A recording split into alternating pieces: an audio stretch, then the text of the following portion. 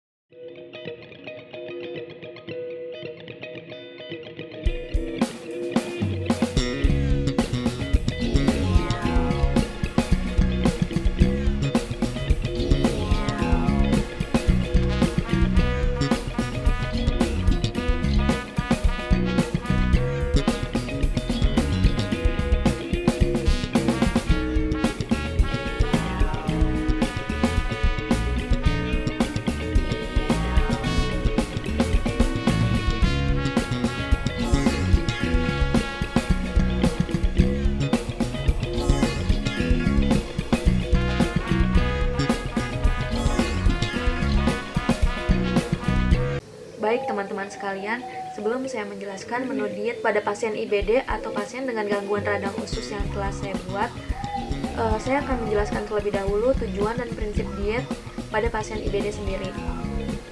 Tujuan diet pada pasien IBD sebagai berikut. Yang pertama, mengganti kehilangan zat gizi dan mempertahankan status gizi normal atau memperbaiki status gizi yang kurang.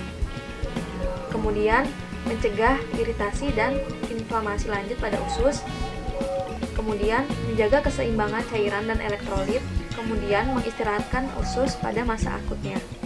Nah, kemudian terdapat prinsip-prinsip diet pada pasien IBD sebagaimana berikut. Prinsip pertama yaitu energi tinggi. Nah, energi tinggi ini dibutuhkan sesuai dengan kondisi pasien atau keadaan penyakitnya, tingkat keparahan penyakitnya. Jadi, artinya kebutuhan energi ini disesuaikan dengan metabolisme si pasien sendiri dan juga tingkat aktivitas fisiknya atau faktor-faktor lain seperti faktor stres. Kemudian ada prinsip protein tinggi. Nah, kebutuhan protein tinggi melebihi kebutuhan biasanya dikarenakan pada kasus IBD terjadi kehilangan massa otot dan jumlah protein yang banyak pada ususnya sehingga membutuhkan protein lebih tinggi. Selanjutnya, untuk lemak dan karbohidrat ditentukan secukupnya. Selanjutnya ada prinsip pemberian enteral dan parenteral. Nah, prinsip pemberian nutrisi ini cocok pada masa pemulihan untuk pasien IBD pada masa akut. Nah, pada pasien IBD juga ada prinsip rendah laktosa. Nah, biasanya rendah laktosa ini digunakan untuk nutrisi enteral yang rendah laktosa karena tak jarang pada pasien IBD terdapat intoleransi terhadap laktosa. Prinsip selanjutnya yaitu tidak berbumbu tajam, makanan tidak bergas, dan juga cukup cairan dan elektrolitnya. Nah, menu yang saya buat adalah berdasarkan perhitungan kebutuhan asupan dengan kriteria jenis kelamin laki-laki dan usia 30-49 tahun. Mengapa saya menggunakan kriteria tersebut? Karena ditemukan pada penelitian bahwa kejadian IBD atau pasien dengan gangguan radang usus lebih dominan pada lelaki daripada pada perempuan pada usia tersebut. Kemudian, perhitungan kebutuhan tersebut berdasarkan pada AKG Indonesia 2013 dengan hasil gambaran kebutuhan energi atau kalori sebagai berikut. Setelah mengetahui tujuan dan prinsip diet pada pasien IBD, saya akan menjelaskan mengapa saya memilih menu ini pada diet IBD. Nah, teman-teman, di sini saya akan menjelaskan terlebih dahulu bahwa kebutuhan menu yang telah saya buat merupakan makanan enteral dan bentuk makanan saring dengan porsi 8 kali makan dalam sehari. Nah, nutrisi enteral ini cocok pada pasien IBD pada kondisi akut untuk mengistirahatkan ususnya atau membantu meringankan kerja ususnya. Nah, salah satu contoh menu yang saya buat adalah menu waktu makan pagi, yaitu sonde. Bahan-bahan membuatan sonde adalah sebagai berikut.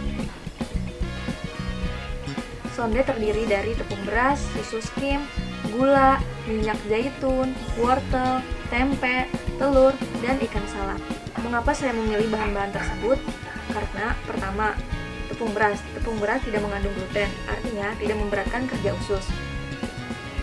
Kemudian tempe sebagai sumber prebiotik dan juga probiotik, yang dimana sumber probiotik dan prebiotik ini mampu memperbaiki mikrobiota dalam usus dan mengurangi remisi inflamasi pada pasien IBD. Selanjutnya, ikan dan tempe adalah sumber protein yang baik. Kemudian juga telur merupakan sumber protein yang baik. Selanjutnya ada susu skim. Susu skim merupakan susu rendah lemak. Walaupun pemberian nutrisi pada pasien IBD dibatasi laktosanya, tapi tidak boleh menghentikan pemberian susu jika tidak ada intoleransi laktosa, karena susu merupakan sumber protein, kalsium, vitamin D yang baik. Nah, mengapa vitamin D sangat penting bagi pasien IBD? Yaitu karena defisiensi vitamin D akan memperparah penyakit IBD sendiri. Kemudian, pada kejadian pasien IBD sering ditemukan bioavailabilitas kalsium dan vitamin D yang rendah akibat dampak dari pengobatan terapi steroid pada pasien IBD. Hal tersebut mengapa asupan vitamin D dan kalsium pada pasien IBD perlu ditingkatkan. karena pasien IBD sendiri rentan mengalami osteoporosis dan juga defisiensi vitamin D. Selanjutnya ada gula yang digunakan sebagai perasa dan juga sumber energi. Kemudian ada minyak zaitun yang mengandung sumber lemak baik atau PUFA yang berguna untuk remisi atau pengurangan inflamasi pada pasien IBD. Nah, PUFA sendiri sangat penting bagi pasien IBD sebagai sumber makanan lemak baik karena ditemukan pada penelitian bahwa asupan PUFA yang rendah meningkatkan risiko kejadian Crohn disease dan juga ulcerative colitis. Salah satu menu yang saya buat selanjutnya adalah menu waktu selingan sore, yaitu pur buah. Pur buah terdiri dari bahan-bahan dasar sebagai berikut. Ada mangga, pepaya, tepung beras, dan juga minyak zaitun. Mengapa saya menggunakan bahan-bahan tersebut? Karena buah pepaya merupakan sumber antioksidan yang baik dari vitamin C, dan terbukti bahwa buah pepaya dapat menangkal radikal bebas untuk menurunkan progres inflamasi pada usus. Kemudian mangga merupakan buah yang manis, maka jumlah konsumsinya harus dibatasi. Kemudian ada minyak zaitun yang merupakan sumber PUFA yang baik. Selanjutnya ada tepung beras yang rendah gluten dan tidak memberatkan kerja usus. Baik, mungkin cukup sampai di sini penjelasan diet dan menu diet pada pasien IBD dari saya. Semoga bermanfaat.